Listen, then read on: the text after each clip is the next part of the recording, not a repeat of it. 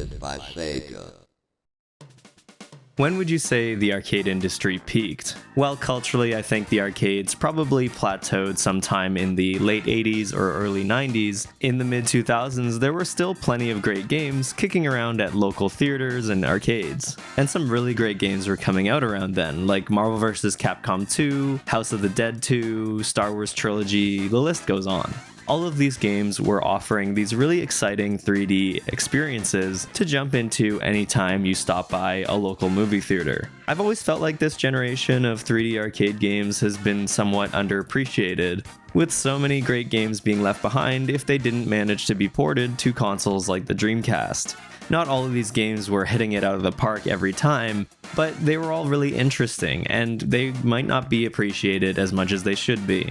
Because even if you set these games up with an emulator on your PC or whatever, there is something about it that you're losing. There's a lot to the arcade experience that you really just can't get at home. There's stuff like motion seats or immersive cabinet designs or controllers that were made exactly for the game being played. Even if those controllers have been demolished by an army of 12-year-olds that played the game before you did, it is still a big part of that experience.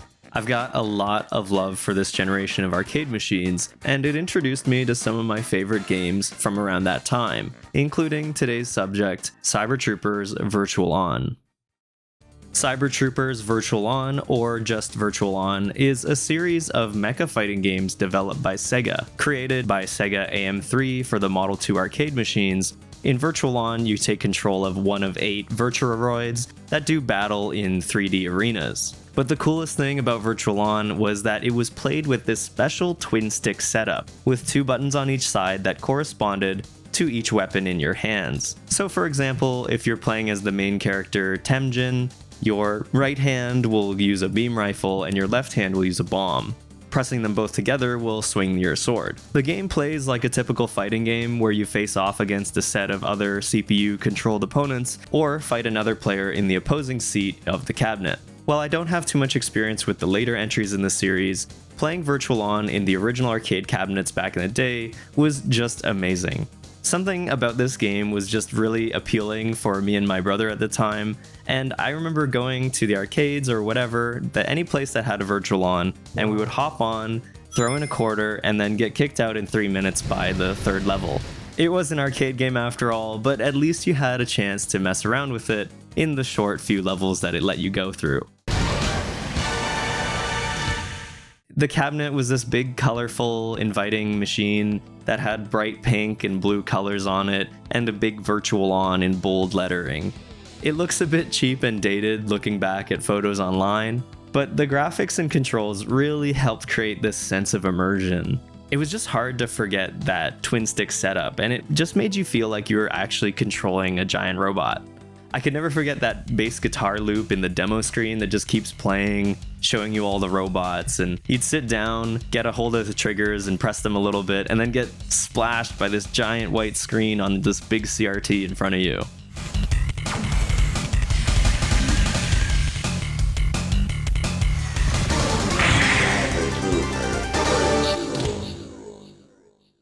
Virtual On is a really fast-paced game that has you dashing back and forth, launching missiles and rockets and lasers at your opponents. It's really hectic, and your mech can get shredded in no time if you're not careful. It was really one of those arcade experiences that you just couldn't get at home. I can already hear you typing that there are console ports, and don't worry, I'm gonna get there. See, it was just a different time. Often, if you weren't reading or subscribed to gaming magazines, or maybe have an older cousin that did, you wouldn't really hear about these console ports, especially if that game had already come and gone years before you knew it existed. I was probably playing this game around 2001 to 3, and it had already been out for years at that point. Playing older games like this wasn't exactly a thing that people purposely did, so I wasn't looking back to older systems to see if Virtual On came out on it. Also, I was like 6.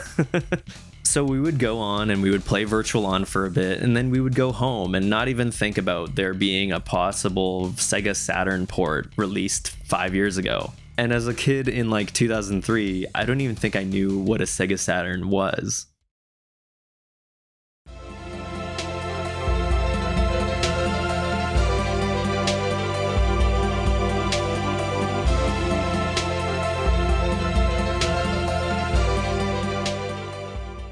So the years would pass, and many of the other arcade games, including Virtual On, would get run down and replaced, or the arcades would just close down altogether. It wasn't really something that we noticed, but it was something that we moved on from. There was a point where I didn't even remember the name of Virtual On, and it was just this weird, cool robot game that we played at the arcades. Skip forward about 10 years, and I'd been getting somewhat interested in retro games. My brother and I had rediscovered what Virtual On was, and we somehow stumbled upon a working cabinet at a local flea market of all places. Seeing this machine was like seeing an old friend. You can tell it was at least somewhat of a big deal for us because I was taking photos and a video of it. This thing was just sitting in a corner, rotting away along beside a broken down Daytona machine. It was destroyed on the back, missing the logo. The first player I don't even think was working, I can't remember. But, we had to try and get it going. We had a good time playing with the story mode a little bit, in that second seat at least, and this experience was just as fun as it was. Sadly though, this is the last time I ever saw a working Virtual On machine. There are probably a few ones around my area somehow that I just don't really know about, but I haven't been lucky enough to pass one by in quite a few years.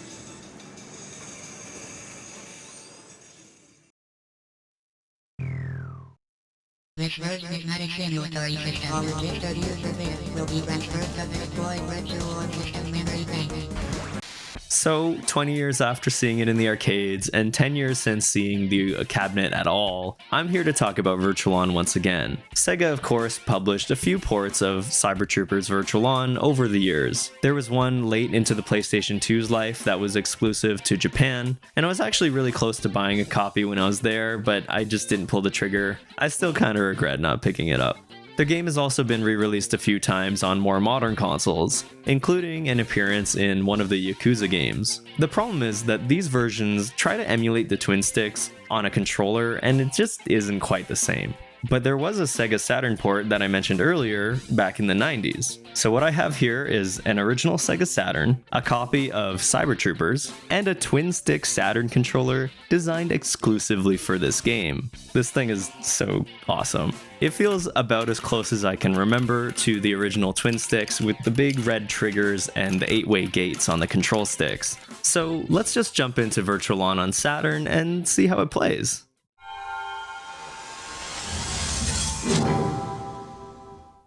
The Sega Saturn obviously wasn't quite on the level of power that the M2 arcade cabinets had, so there are some limitations to this port.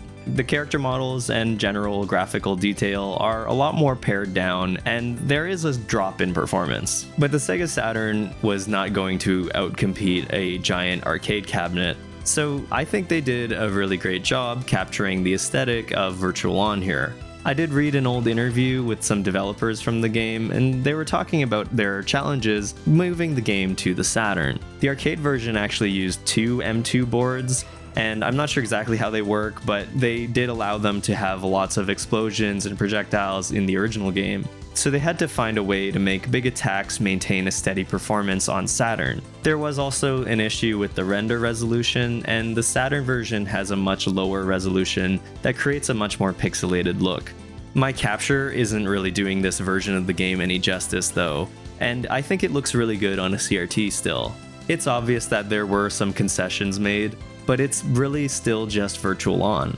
The game is nearly identical to the original game's source code, so I don't think there's any major changes to the gameplay itself. Even with the changes to the graphic quality, there are some performance drops every once in a while, but I think that the pixelation in this version actually creates a cool look in its own way.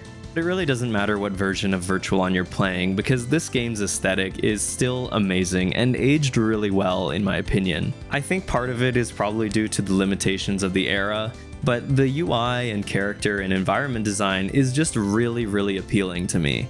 The UI when you're piloting one of the mechs or transporting between stages is all super like Mecha anime, and I love it for that. Specifically the flickering outlines of approaching enemies and that big flashing hit that displays when you make contact. It's super simple stuff, but a lot of this worked really well on the TVs that were in the original cabinet. You gotta think about where you'd be playing this game. When you're in a dark arcade sitting in this little cabinet, you get this sense of immersion with these dark loading screens and flickering lights that you just don't get anywhere else. From this dark city with blacked out buildings and faint lights reflecting on the water, to this bright green grass in this mountainside with this great blue sky, it's got this great early 3D pixelation to it that I really dig. If you can appreciate the look of chunky environments with unshaded textures, Virtual On for Saturn has definitely got the look down. I think the first level gives me this specific Sega blue sky vibe that I absolutely love, and you see it all the time in arcade games like this. You pick your mech, you get launched out into this beautifully pixelated ocean, and you begin your first fight in a flooded city. The countdown plays, and then the music just starts blasting. Get ready.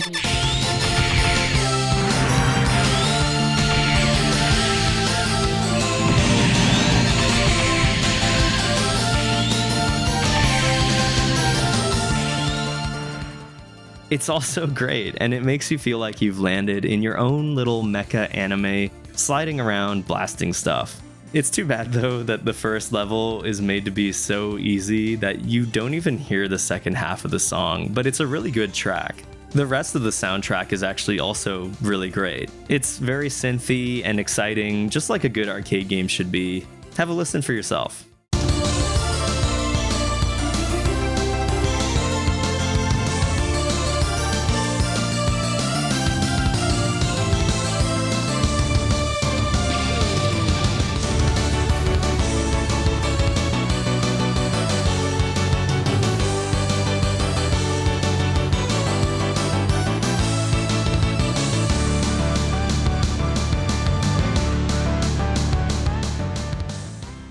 I'm going to start bouncing between the arcade version and the Saturn port, since they're effectively the same. So after saying all that, how does Virtual On actually feel to play? While it certainly took me a bit of time to get used to the flow of everything, having the original twin stick controller really helped with that.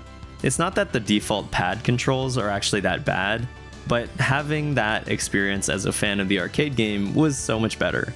The mechanics are really simple here, but I think there's still enough to consider to keep it interesting. Starting with basic movement, you can use the two sticks to steer yourself sort of like a tank, and you can move both sticks together to run in any direction, and then you can dash by hitting the buttons. But once you get used to that, you can move the sticks in together to guard or tap them both outward to jump, and from there you can also mix in any of your attacks. Every mech has their own specific stats and weapons to consider as well. Temjin is pretty reliable with a decent bomb, melee attack, and a ranged gun, and he feels really good to run around as, so he's become my main pick. But other Virtuaroids, like Viper 2, can fly around and get access to homing missiles and Gatling guns, which cover a lot of distance. Some Virtuaroids are better at distance, while others try to land huge attacks to destroy their opponent. It's like any other fighting game you've ever played, and each robot is better in their own ways.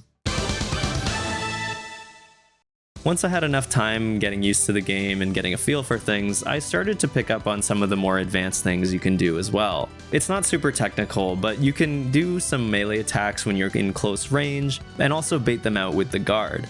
I also learned that you can cancel the dash and the jump, which really improved my movement. If you press the dash buttons again instead of using a weapon, you can cancel them out, and you can do the same thing with the jump by moving the sticks inward. Attacking from a jump is actually pretty weak and pretty laggy, so including these things as a mix-up is probably more important than actually using the attacks. Eventually I was moving pretty fast compared to my first few attempts. While people that have never played the game before might feel like it's really stiff, these things give me the impression that you could get disgustingly good at the movement in Virtual On and run loops around people if you have enough experience. It just felt really good to get better at controlling the mech every time I booted the game up.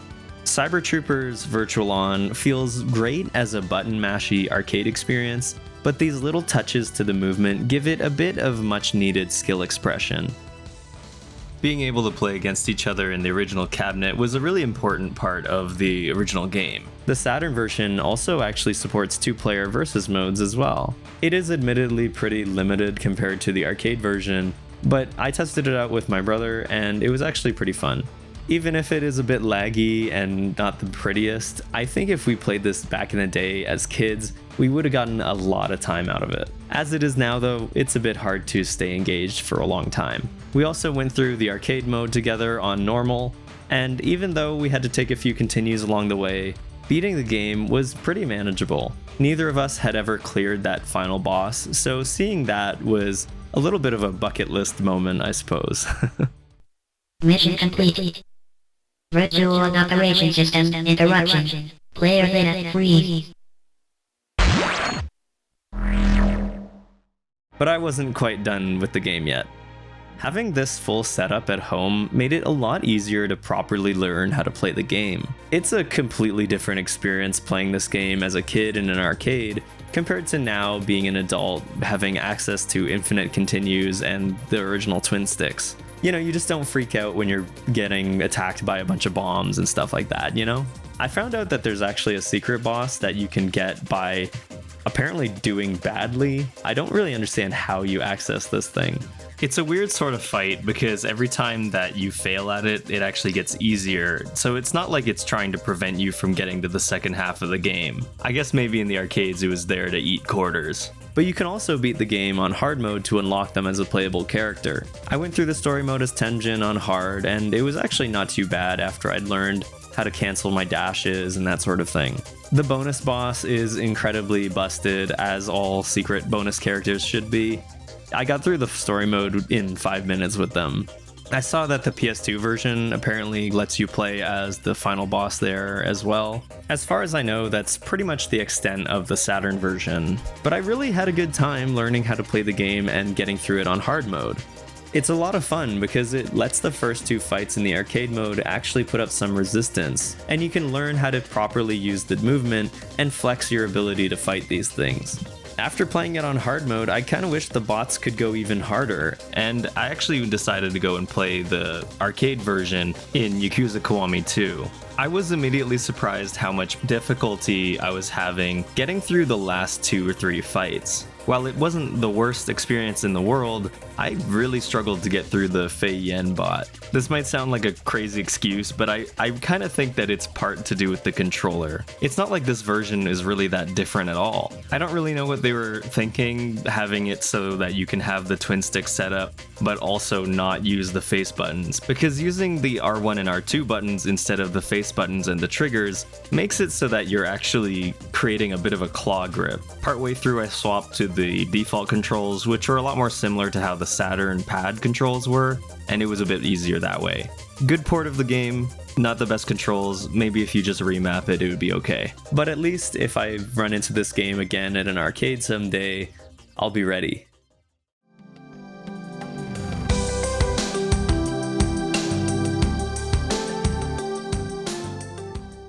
It was pretty obvious to me that Virtual-On was going to be somewhat limited in terms of content, but I really don't mind because it's just so fun to run around in. Sliding below an enemy as they're in midair and just blasting them is never going to be unsatisfying. Clutching out close matches, dashing around projectiles with no health left, it's like these sort of things that you can get in fighting games, but it's so special here. I think this game is incredibly simple, but it gives this certain flavor that is so intoxicating and I can't get enough of. I guess that's what makes it a good arcade game. I've actually been sitting on a few of the other entries in the series, and I'd like to try them out as well. Specifically Virtual-On Mars, because I hear that it has some sort of a story mode. I'm not terribly familiar with the grand scope of Virtual-On, so I'm not really sure which ones are good, so let me know, I guess.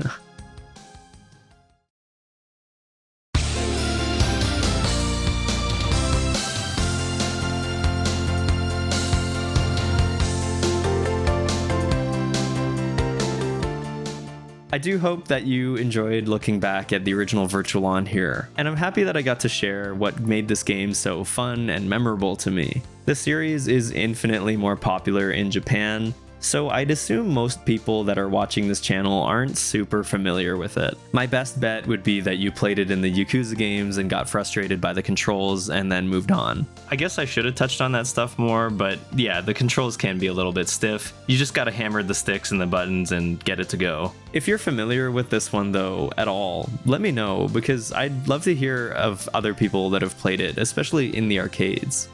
Either way, thanks for reaching the end of the video, and I hope you enjoyed it. If you did, I'd really appreciate it if you liked it and subscribed to the channel to see more of this stuff in the future. If you'd like to support the channel, I think the best thing you can do is just share the video to other people so that they can check it out as well. One last time, thank you so much for watching the video to the end, and we'll catch you next time.